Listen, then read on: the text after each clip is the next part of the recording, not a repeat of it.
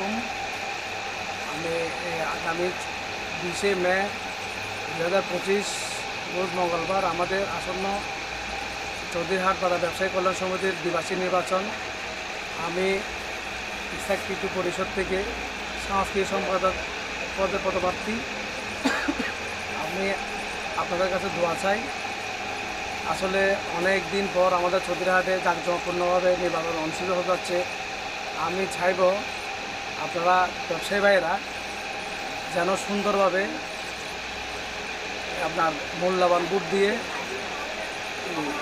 আমাদেরকে জয়যুক্ত করে চৌধুরীহাট বাজারকে পরিষ্কার পরিচ্ছন্নভাবে শান্তি সুষ্ঠুভাবে পরিচালনা করার জন্য সুযোগ দেন।